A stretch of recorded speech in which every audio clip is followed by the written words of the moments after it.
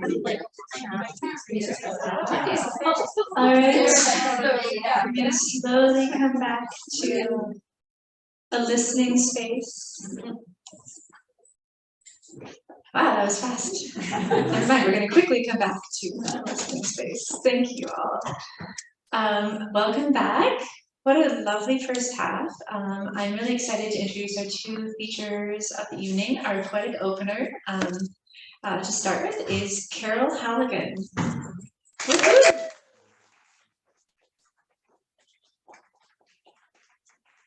So Carol is a former resident of Winterpeg, now spends her time in beautiful Victoria writing poetry. That was her word, Winterpeg, by the way, if anyone's from Winnipeg. It wasn't me.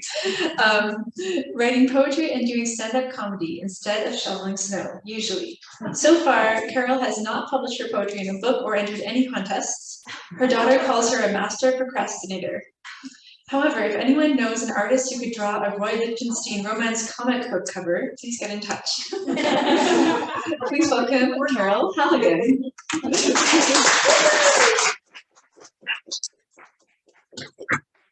Sorry, the other way. Oh, that's okay. There we go.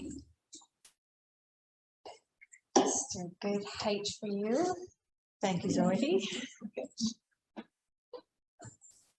Well, thank you for coming. Usually when I say that, I'm horizontal.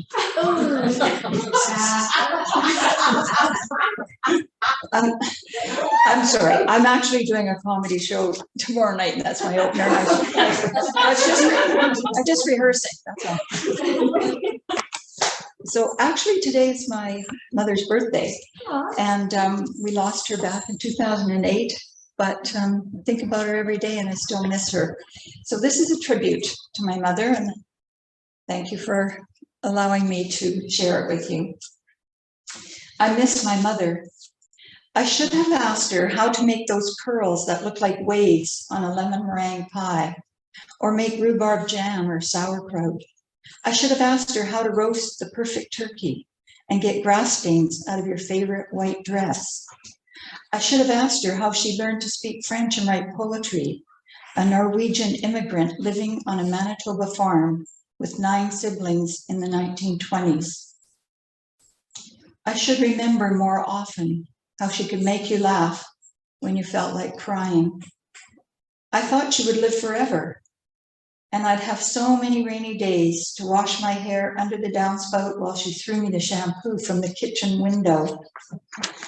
I thought she'd live forever, and we would have 100 more movies to see on photo night at the Arlington Theatre in Winnipeg, like Mrs. Miniver with Greer Garson or Singing in the Rain with Gene Kelly.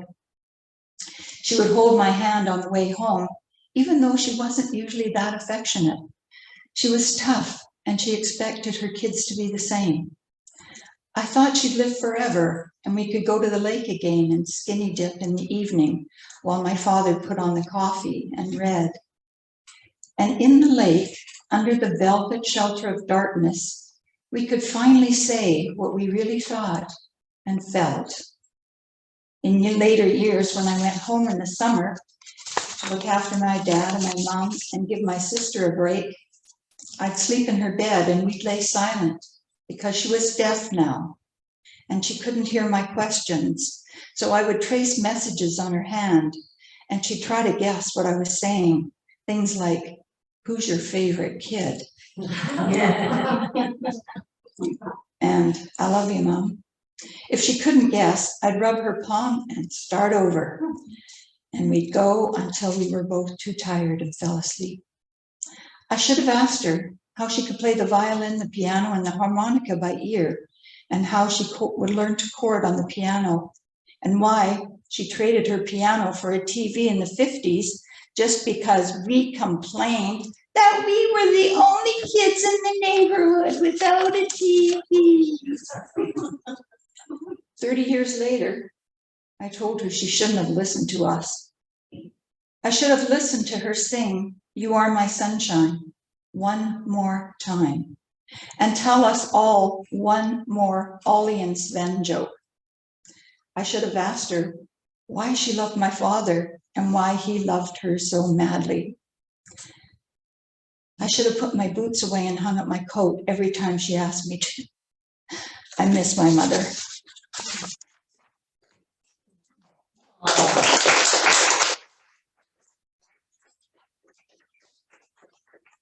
Thank you. I'm sure there's plenty of you out there who feel the same. Now, you may identify with this one. It's called Falling Out of Love. I remember that day I fell out of love with my poetry.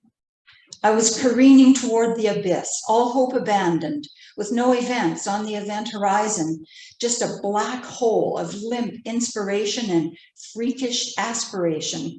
And once sucked in, I knew I would never get out. Thanks, Stephen Hawking. Letter from Stephen Hawking. Hi, Carol, Steve here. Just read your poem. I have important news.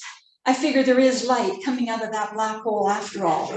I was persuaded because the emission was exactly what was required to identify the area of the horizon with the entropy of the black hole. Even I can be surprised, it seems. So check out the meaning of entropy and look at the stars while you still have a chance. Cheers, Stephen. P.S. Yeah, on my tombstone, baby. And this is one that I wrote for my grandson. And it's based on a Henry Charles Beeching poem called Going Downhill on a Bicycle. And this is the piece from his poem. Alas, that the longest hill must end in a vale, but still, who climbs with toil wheresoever shall find wings waiting there. So here's going downhill on a bicycle. And in the schoolyard, end of day, the world awaits the wide smile of a boy who grabs his red bike from the rack and laughs and shouts with the joy of summer caught in his golden hair, the endless breath of time caressing his young face, the wind pushing him to the field, those open fields that understand him and do not hold him back, the hills that beckon forever just for him, the bees and flowers and trees, and the grass to lie on and reach for the eternity of a sky, an endless blue filled with hope, clouds taking shapes just for him, and his boundless happiness at being alive in the summer, this summer stretching before him, full of love and promise,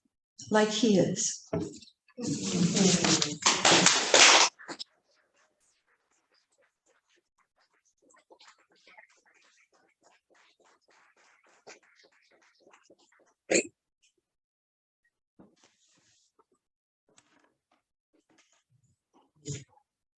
Thank you so much, Carol. I'm gonna go home and call my mother. Or well, maybe tomorrow. She lives in Quebec, so it'll be very late for her. But, you know. Oh, that was really beautiful. Thank you. Okay. I'm very excited now to announce our featured reader of the evening, Sarah DeLeo. Award-winning writer and Canada Research Chair, Dr. Sarah DeLeo is a professor with the NMP, a distributed site of the UBC's Faculty of Medicine. In 2017, she was appointed to the Royal Society of Canada's College of New Scholars, Artists, and Scientists. She grew up on Haida Gwaii and now lives in, oh God, I am, okay. Yeah, I'll let Sarah say, thank you, Sarah. I'm so sorry, I look up how to pronounce things, and then when I'm on the mic, I will just blank sometimes, most of the time. Okay, so I like to do a little research about our poets before they come. So I found this little interview in the Poetry in Voice website. And the interviewer asked Sarah, what do you think a poet's quote unquote job is? I don't know why the interviewer put job in quotes. So poetry is not a real job. It's I mean, it's not a real job, is it? Anyway, Sarah said, the poet's job is to write the world, to remake the world, to be in and of the world, to love poetry as a world. I love that. Yeah. That's, yeah, put that on my wall for inspiration. So please welcome Sarah.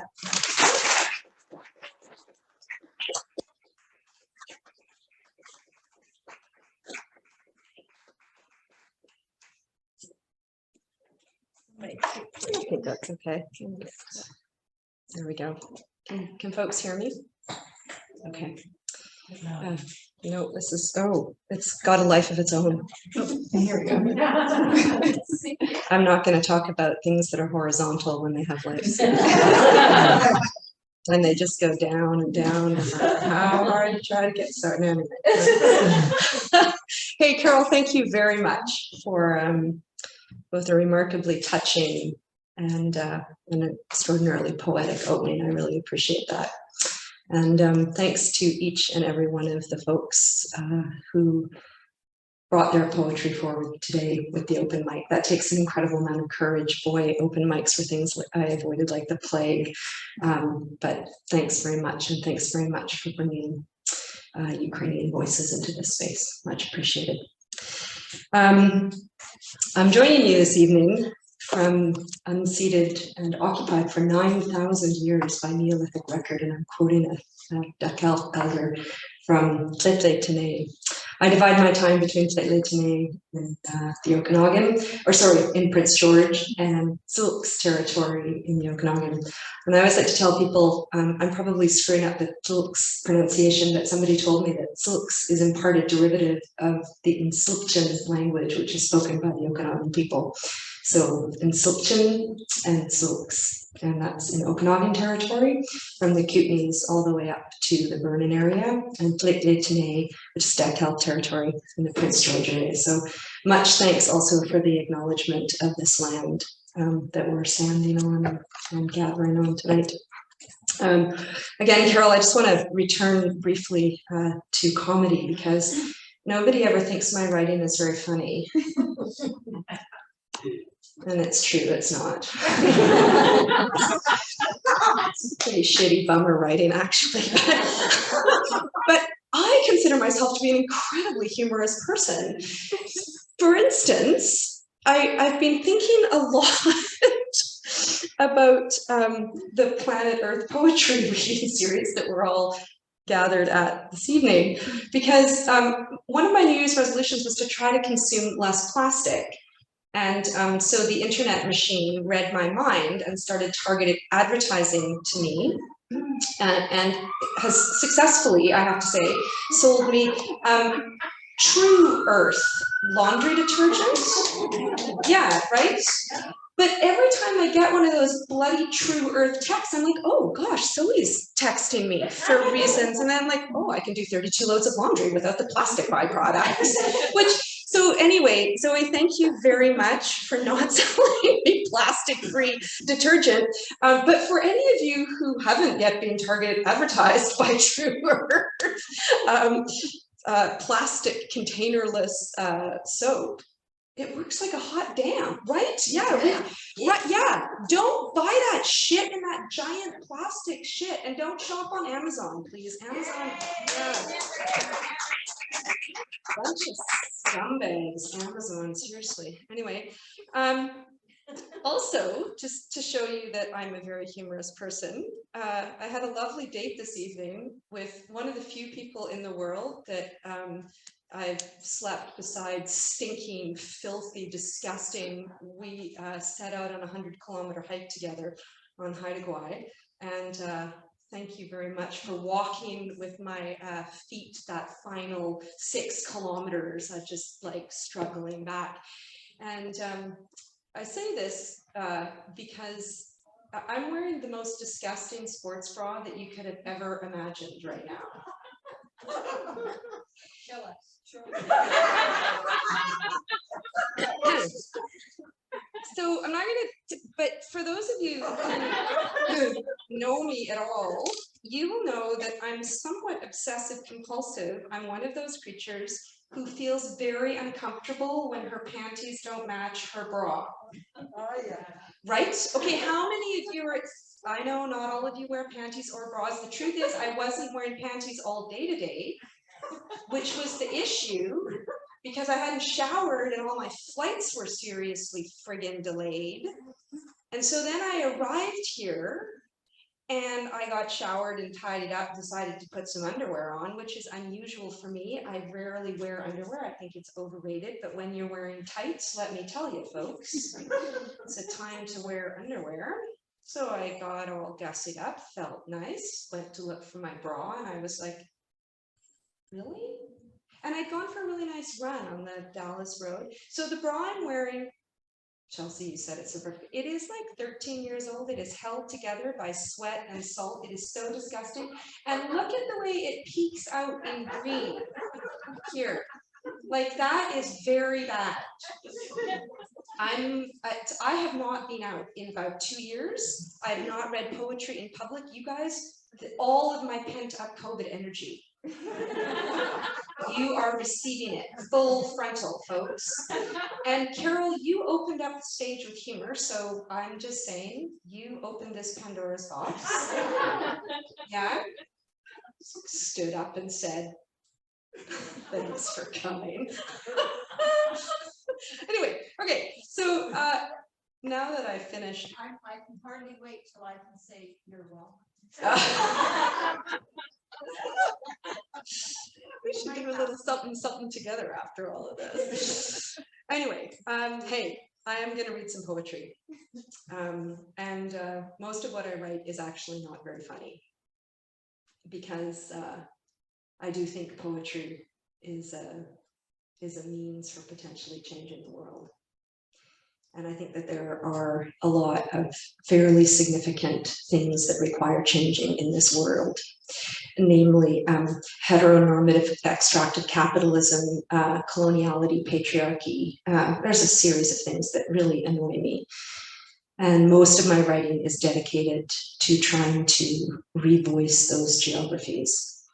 And Lot, which is a sister companion, for those of you who didn't know, this probably will be part of a trilogy. Lot is a sister companion to Skeena, which came out, thank you, Caitlin Press. Caitlin Press is a spectacular press. Any of you want to work, they have a queer imprint, Dagger imprint, amazing publisher, really fabulous feminist run independent publisher in British Columbia. When I thought about publishing Lot, I thought about where I grew up, and I grew up on Haida Gwaii. When I grew up there, I knew it only as Queen Charlotte Islands. This is a slight sidebar, but do any of you know anything about Queen Charlotte? You do? Yeah, I worked there for a while. But do you know anything about the monarch? No, I don't really. I thought you were talking about the island. No, I'm talking about the monarch. No, I don't. Yeah. Very likely the first Black British monarch. Very likely. Yeah, because the crown, Buckingham Palace has been asked to comment on it. I can't remember what page it's on, but I have a quote. And they've said, yes, she's very likely, but we have more important things to talk about. Which I think is a phenomenal testimony to racism in action through words. It's a remarkable effort of whitewashing. So this was brought to my attention, much to my chagrin, by an incredible Afro-Caribbean Black cultural critic and poet, Cecil Giskin. We were reading together Prince George, and he asked me what I knew about Queen Charlotte, and I said, I don't know, some wizened old white lady, some bastion of coloniality. And he said, well, perhaps a bastion of coloniality, absolutely, but very, very likely Britain's first Black monarch, married to King George. And King George was known as a crazy king. She birthed him 15 children. But I'm very interested in the way that colonial power works and forms lands and forms people and sort of moves into the contemporary, into things like health inequities, child apprehension inequities, and a variety of other remarkable violences that coloniality continues to undertake in the present day. Which is why I work principally with physicians. The best family practice residency program in the province of British Columbia being the Indigenous Family Practice Residency Program. Huzzah for all of the turnout here in the room today. But for the rest of the faculty, a still very colonial, masculine, patriarchal, heteronormative, fat-phobic, body-phobic kind of a teaching environment, in my humble estimation. They can't fire me for that because I have a Canada research chair. So, with that, I have sort of a two-part reading. I'm super willing to answer just about any question that you have, including, gee, I heard that you wrote a pretty hardcore book of feminist porn poetry. That's true, I did. There's lots of horizontality in it. Do I work for a faculty of medicine? Yes, I do. If you have any doctor questions, I'll refer you to the physicians in the house. But if you want me to talk a little bit about giving dogs to amazing physicians, that I can answer. I'm going to tell you, so I'm going to read in two parts. The first reading will probably take about 11 to 12 minutes. And then if you want to ask me questions about what it is to have grown up on Haida Gwaii and the Queen Charlotte Islands, you want to ask me about what it is to be a critical social, anti-racist feminist scholar who works a lot with queer scholarship and anti-colonial scholarship in a faculty of medicine. Super happy to talk about that. If you want to ask me about dogs, I really, really love dogs. I'd love to meet your dog. If you want to talk to me about targeted advertising, I can cover that too. Because what I'm about to read might be difficult for some of you in the room. This is very much anchored in historic archival research. And let me assure you that things haven't changed remarkably. Racism, colonial genocide is alive and well right now, today, in all kinds of systems around us. But it's anchored somewhere, and it's anchored in early colonial violent ideologies. And that appears in my writing. I just want to let you know that there will be some things which I am in no way, shape, or form endorsing, and that can be hard to listen to. They're not gratuitous, but they are accurate for the historical record. After I've read for about 11 to 12 minutes, I'd love to open the room to any conversation. And then I like to close with a more sort of rushy final poem that hopefully offers some kindness at the end of the evening as a closer. So about 12 minutes, then we can have some conversation and some questions, and then final wrap up of about 5 minutes. Does anybody have any questions? That's good, because I wasn't going to answer them anyway. No, I'm just kidding. I would have. Also, I forgot my reading copy at home. Also, I'm turning 50 next year, and I can't see anything anymore, which is fascinating truth of my life. So this is, and thanks everybody for purchasing lot. I have one copy left. I handed all the money over to the basket for the Ukraine. So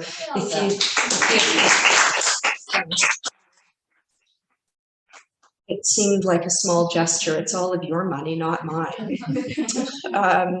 But there's one copy left. If you just want to put 15 to 20 bucks in the basket, it's yours. Great, done, sold. So here we go, folks. Lot.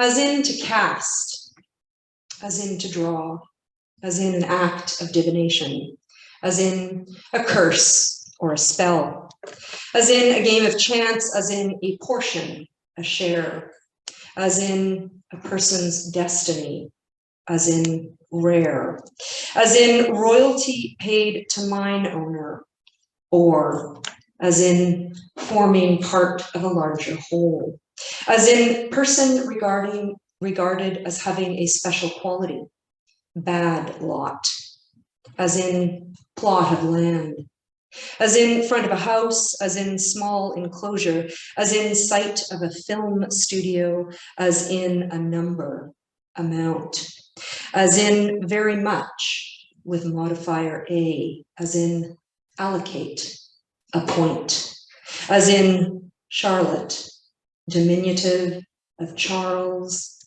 as in Lottie, oh, Lot. Early on, I learn the world began here, begins here. In the beginning, this land was nothing but seawater, so they say. In the beginning, it was both light and dark, so they say. Contagion monsters are always invisible or sporting beautiful masks. We are on water. We land. We are on land, my sister, my mother. I step off the Queen of the North. There, here, July 1980, another ship. Always we are arriving by ship. In 1776, Captain Cook landed. He was unable to define an island. He did not claim the country for the British Crown, nor did he name it. In 1787, Captain Dixon took possession in the name of King George and called it Queen Charlotte Islands. There they lie, waste, fallow, and yet remarkably productive, as we are told by Francis Poole, the only educated Englishman who has ever lived on the Queen Charlotte Islands. He had no government protection against the hostility of the natives. The coast of Skin-Cuttle is very beautiful. Cedars huge and venerable, pines stalwart and yet everlastingly young. A perfect tempest from the surface of waves, locals call it spoondrift. The white party were well received among the kindly islanders, a curious kind of savages given to thieving and liquor, but not devoid of intelligence, fond of forms of ceremonies. They have an extraordinary veneration for writing, any old bundle of waste paper, if only there are written characters upon it.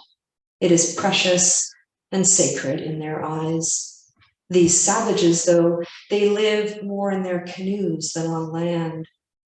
And they were quite astonished when they saw white men swim. It was a very dull life, sitting around the log house fire, telling stories. A satisfactory report also on the prospects of copper. The natives took an interest in proving their capacity for civilization, especially telegraphy filled them with astonishment.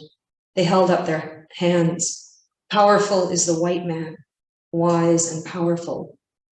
They need to be continuously guided, watched, and controlled.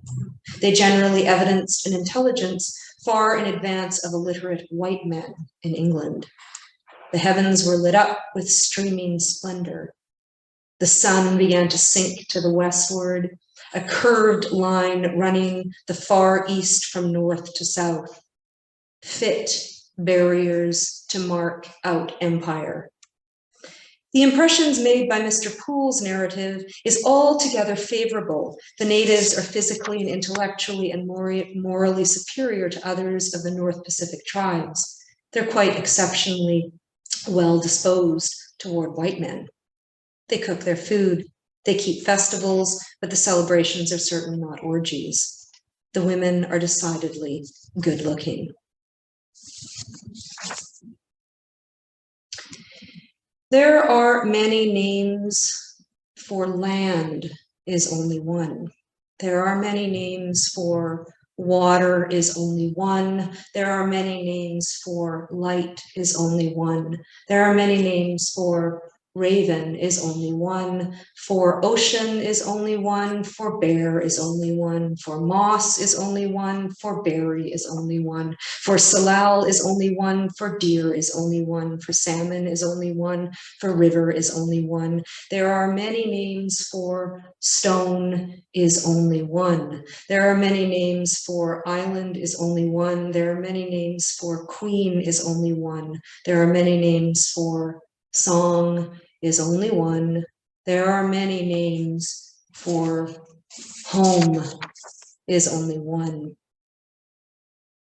Focus on quiet targets, targets unlikely to emit utterances, cedar trees, salmon runs, winter caches, clam beds.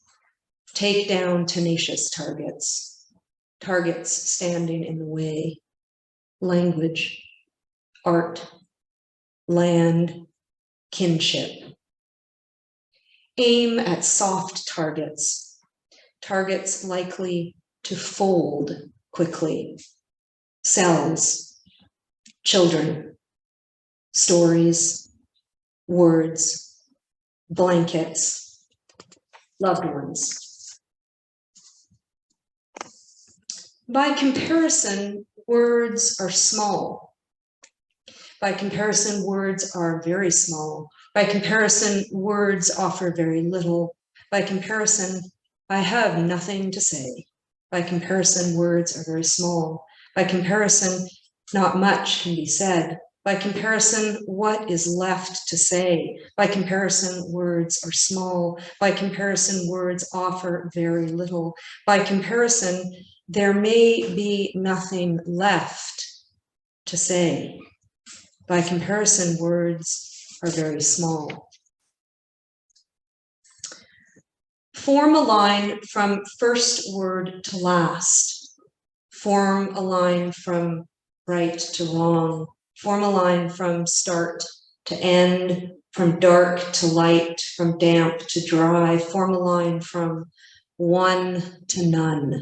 From grace to terror, from wing to tip, from fish to seal, from A to Z, from water to stone, from east to west, from south to north, from largest to smallest. Form a line from youngest to oldest, from sky to ground, from root to crown. Form a line from night to horizon. Form a line from moon to shell. Form a line from birth to death. Form a line from you to me. Form a line from time to time, from sap to drought, from plenty to nothing. Form a line from sand to grass, from fur to pelt. Form a line from now to then. Form a line from us to them. Form a line from outside to in. Form a line from spoken to written. Form a line from frog to egg. Form a line from head to heart, from number to sadness, from blue to map, from song to moss. Form a line from bullet to skin. Form a line from ship to fingertip. Form a line from end to start. Beginning word, sea water word. Say nothing but word, word. Land word, ground word, rain word, light word, dark word. Word, they say, world word. I'll end with something a little bit more chipper after some questions.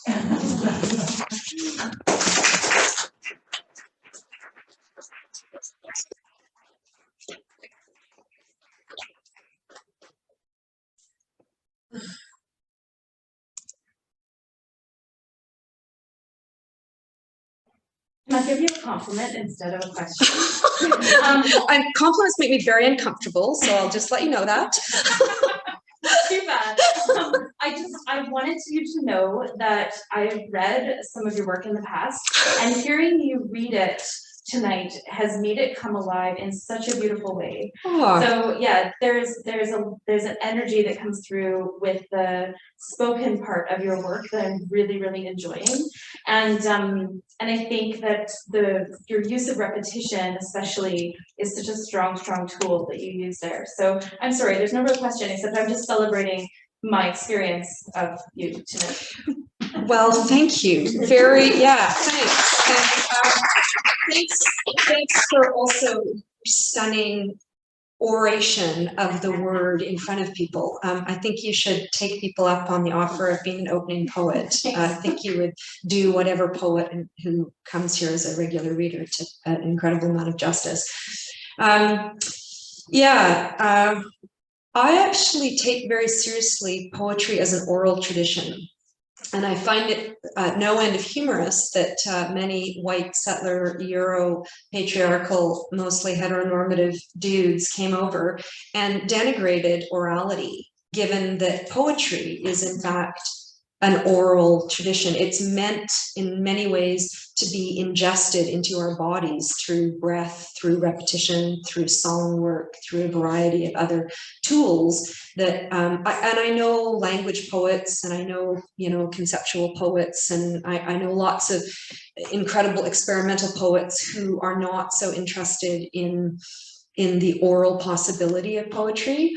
But I love poetry in part because I love to read it, and I read my own work somewhat obsessively through the editing process, so that there is a certain cadence and a certain sound quality to it that I like to achieve. I'm not successful, many. I've just chosen from the totally, idiosyncratically the ones that work best. So if I was to read anything else, it would suck. But yeah, good on me for choosing the ones that had good rhythm, rhyme, sound, and song to them. So yeah, thanks for that observation. I saw a hand at the back. Yep. Thank you, Sarah. That was so great. I was hoping you could talk a little bit about how you mine archives for your creative work.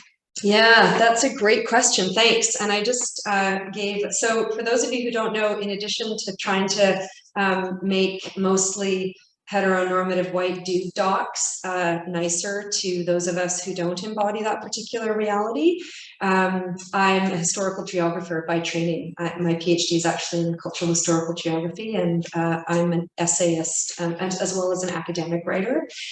And I love the archive. I think the archive is a very affective place. I've had remarkably emotional experiences in archives. I worked with an archivist.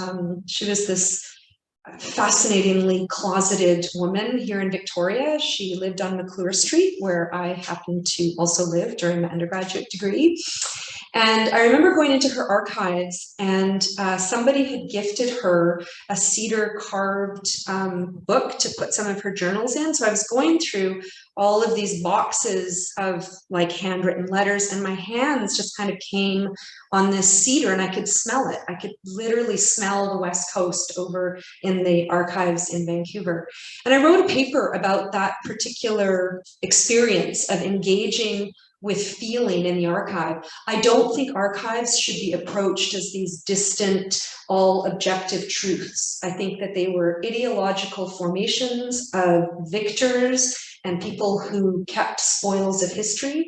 And I think it's our job, anybody who is interested in unsettling that historic record, to go in with our heart on our sleeve and be emotionally and affectively moved, and to feel comfortable rendering that deluge of colonial power. I work mostly with colonial archives, and turn it into something that offers the possibility of re-narrating a world.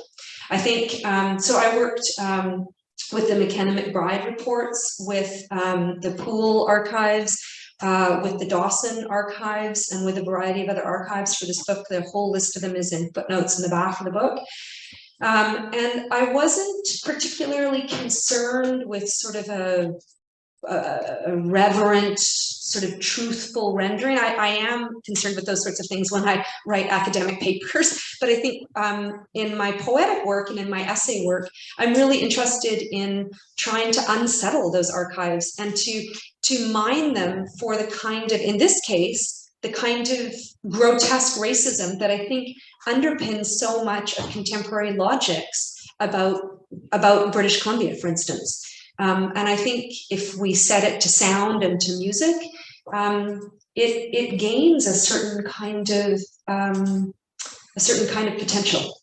Yeah, so they're fun places. Like, I just recently worked with a young poet who's actually just finished her VFA out of UBC Okanagan, Shari Dale, and she got a Canada Council grant specifically to look at ways to mine archives that constructed particularly women as hysterics, and she's interested in kind of turning that on its head. And so it was a great pleasure to mentor her poetic work through the archive.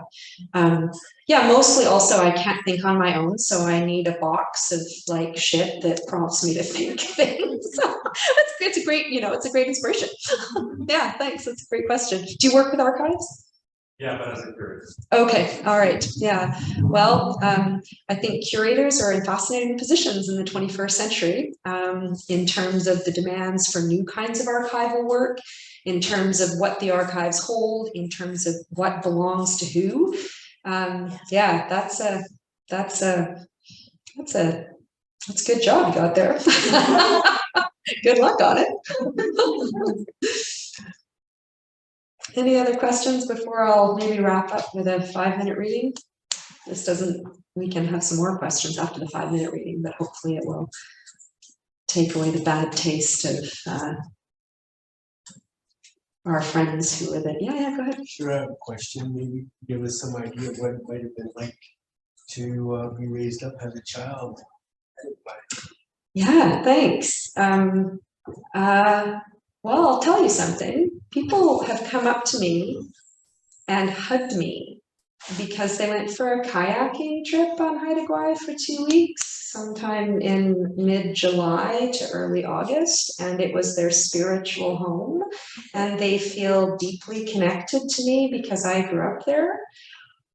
And I don't care for those people very much, so if any of you want to hug me after this, please don't. I mean, those of you who I really love, you can hug me. I think that Haida Gwaii has been constructed as a remarkably special place. I mean, the historical archive has venerated the Haida people really at the expense of many other First Nations and Indigenous people in this country. Like George Dawson just sort of said really problematic things, and it was a really double-edged sword, this sort of stunning romanticization and veneration of the Haida and of Haida Gwaii and the Queen Charlottes, while simultaneously things like the McKenna-McBride report saying, like, we can't, you're totally uncivilized, you're not building houses, how can we contain you? Like contemporary forest rulings saying, we've made a radical discovery, the Haida have been on the Queen Charlotte Island since 1867. So we should maybe give them some, fishing and logging rights. I say all of that because I hated growing up on the Charlottes. I grew up in Port Clements. Have any of you been to Haida Gwaii? Yeah. Do you know? Yeah. Do you know Port Clements? Yeah, I mean, not to be too crass about this, but Port Clements is the asshole of Queen Charlotte Islands. Like it really is. People drive through it. It's like there's a store and a dryland sort. And it was completely supported by Dakelh, which was a Mac and Blow town. I was there smoking sportsman unfiltered cigarettes in grade 5 when they took Dakelh down. Because they just bulldozed it. It was a resource extractive community. They plowed out old growth forests on Haida Gwaii at about 35 times the tenure that they were allocated, which means they wiped out, Mac and Blow wiped out Haida Gwaii in like 30 years of logging when they were supposed to be there for about 86, 87 years. Then they tore Dakelh down. All that was left standing was Port Clements. Port Clements went to grade 6. That was the highest education you could get in Port. So then we moved to Charlotte, and I wanted to go to movies. I read Sweet 16 and like Sassy magazine. I didn't want to be on Haida Gwaii. And we didn't leave a lot. Like we didn't have money. We weren't flying on and off or anything. When I was there, it was a landscape that was a very, very tense landscape between loggers and the Haida Nation, rightfully so. I mean, I was there during the first Lisle Island blockades. I remember Nunais and Chinais blockading Lisle Island against Mac and Blow and Fletcher Challenge. And those kids were getting expelled from my school, going with their Nunais and Chinais to blockade against logging incursions on some of the last old growth forests on those islands. Was I thinking about any of that? No, I wasn't. I was thinking about like Maybelline and what, like, I was a total fan, and I just wanted somebody to realize my fashion potential and like take me to movies. That's what I wanted. Now, I have since gone back very consistently. I've worked for the Haida Nation, I've worked for Parks Canada, I've done 100-kilometer hikes, I have, you know, lived there, I've got strong relations there. Kanjade, who is a Haida storyteller, is one of the blurbers of the book. I've known her since I was 18. We were just talking actually yesterday. And I should say, actually, Susan, you've got a copy of the book, and I noticed you reading Kanjade's forward to it. And it was a very difficult conversation that she and I had. She grew up as a Haida kid in Masset, in Old Masset on the res, when Masset was also a full military base. The Charlottes were heavily militarized. And I was a white kid in Charlotte and Port. And she forwarded the book lot by saying, this was a really traumatic book for me to read. Like the racism that is palpable in every page, well, not every page, but like a significant number of pages in lot, was what she heard every day of her life as a Haida kid going to George Dawson School and interacting with a militarized colonial state. And, you know, she reminds us, and it was the publisher, actually, I love Caitlin Press for doing this. The publisher was like, God, do we want to have this forward that essentially says, this is a really traumatic book. This book re-traumatized me. Let's be clear. Like, coloniality is, and genocide is a daily action of the Canadian state. Do you want that forward in your book? And I was like, dude, yes, I do. That needs to be said. And I want Kanjade is a professional Salish and Haida storyteller, because this is not a distant past. This is not Dawson. This isn't McKenna McBride. This is right now. If you haven't yet gotten your hands on the In Plain Sight report just put out by Mary Ellen Chappelle Lafon saying racism is alive and well every second of every day in the healthcare system. And it sure as shit was when I was growing up in the Charlottes. Absolutely it was. Again, was I thinking any of that? I would tell you a lie if I said I was thinking it. No, I was literally thinking about who could buy me alcohol, what nail polish to put on, who I could possibly date.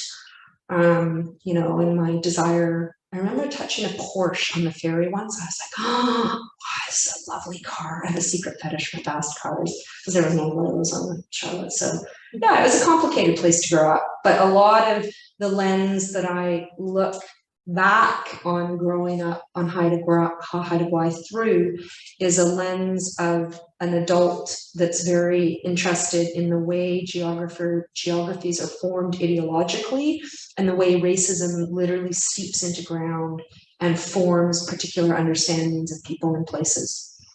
So, yeah. So did you have any relationships with any of the First Nations? Oh, yeah. Okay, yes, my first boyfriend, who, like, I just have to tell you, I'm sure the only reason that I am not their partner today is because David Suzuki's daughter came along. Right? How are you supposed to outdo that? She's like really smart and super beautiful. So yes, I like most of my friends were Haida. Yeah, you can't. I couldn't have lived on Haida Gwaii in the times that I did from grade 3 through to grade 10 without like spending so many nights in Skidegate and Old Masset and like running around on beaches and on people's fishing boats and talking yesterday, and she was swearing like a trucker, and she said, somebody told me I was swearing like a logger, and I said, fuck you, I swear like the daughter of a fisherman. Not many Haida folks worked for the logging companies, they were all fishermen on Haida Gwaii. So yes, I did, yeah. I have a set of earrings that are carved for me. I remember standing on the beach with Bill Reed when LUTAS was launched in 1986. There's a carver out of Haida Gwaii right now who just recently carved me a pair of eagle earrings because she remembers my dad so well. My dad passed on a number of years ago, but yeah, I still have lots of friends there, still go back. I was supposed to go back in June 2020. Yeah, so haven't been back for a while, but yeah, still do go back fairly regularly. I think we've got time for your poem. Okay, poems. So stop talking now. Great. Zoe, thank you for keeping me on track. Okay, here we go. This should last less than 5 minutes, and hopefully it will end us on a slightly kinder note, as you will see. My sister is a sleepwalker. Also, she's terrified of tsunamis. For 2 years, she calls out before bed, Mom, Dad, where will we all go after we have washed away? We imagine disaster, hoping for kindness. We look for that kindness. We imagine disaster. We arrive at the earth, quake, split, and see, spit, froth, and balance, rock, mush, bullfrogs, and fog with starfish. In tide pools that are not tributaries, we wait, we wade, wishing, imagine disaster. We also fish. Fins are what we carve, crave, imagining disasters, the tsunamis that will deliver docks and mounds, moles from ocean under an unknowable global warming. We wait, fishing. Lines cast tideward, the pull of abdomen, sea, abalone, salal, green, our nets bobbing, looking for kindness in the bears or wasps, egg pollination. We wait, shark skin, imagine disaster. We awake, cranky, grumble but are kindred with yew trees and yews that are not trees, the laurel and the gorse and heather and alder, all kindness to us. We imagine disaster, walking in sand, agate, sunshine, shipwrecked, cloud, trout, and also newts who try to speak, a raven's beak. We hope for kindness, seaweed televisions, how walrus and sea lions have begun to Skype. The world is there, whales are there, yelling is the yip of blue, of orange and white and brown. We are a stream and the banks of a stream and gulls, something sticky, tricky. We imagine disaster. We count and we learn skills, squeaking, quaking, warmth, millimeter by millimeter, the stub of a log, spiky, knot, snag, loud, a quirky eagle, leaf, needle. We also hold on to mushrooms in moss, hoping for kindness, rooted in coho scales and spring salmon too, marching toward the mainland now, gray orchids under our pillows clutched, because we did learn kindness, and now we imagine disaster. We are layered, chubby beetles, war-torn hemlock berries and longhouse abscessed with our toothy dismissal. Even wilted cedar is canoe, hate, slip, shod, sideways, smacking down satellites and maps. We imagine ourselves, terrified white seaweed weed, a shell with no mollusks, such ships, moon, floating, tugging. We mistook kindness, imagined disaster. We search for fresh water, long lists, ling, cods, willow, songbird, a chainsaw of seals, the layers of blubber, something like new butter, like pirates. We trade beads, copper plugs, a volcano, a beached dragonfly walking, leashed by a caddisfly. Ripple, the dogs join us. Our cats join us too. Our stuffed, trunked, tacked, packed dry barrels, wood, sugar, and the flowering Menziza. These are just the beginnings of our catalogs: barnacles, black cottonwood with rifle debris, insects landing. And we want also to sing with streams and strings, clapping drums, voices lift, but also to lie down with our hearts. We craft jetliners gently, gentle now, and the stream with engines, tea, and we say kindness. We say kindness again, and we imagine disaster.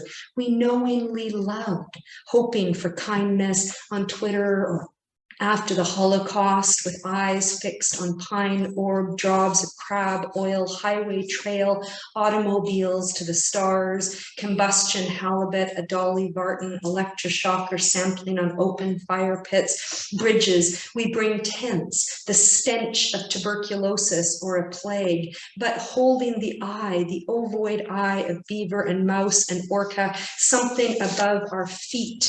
We feel kindness, but we imagine disaster. We say whenever they are illuminated how ships are named for queens, not nearly as black as mining for stones, argillite animals underneath, not spoken bottom of totem strong. Our arrival, we imagine disaster, happy for kindness, for waves, for marriages, our children and our children's children with new tongues, the taste of a balancing rock package, FedEx friends waving, plotting out anchors, planning and planting fields and crops from stern to bow, new files and new claims, a resting colony, a nap of migrating birds with our plastic pellets, beak, throat, lodge, the World Wide Web, also with our hands, and those we hold dear.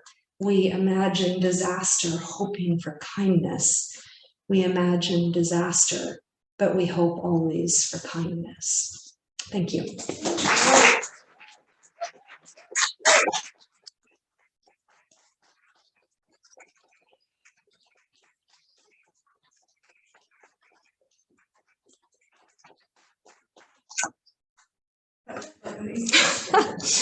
Good. We on time, vaguely? Oh, yes. Okay. Any other questions should we ask, or shall I just sit? I think if anyone has other questions, they can seek you out. Absolutely. Yes. Thank you, everybody. And thanks for bringing a dog. Thanks for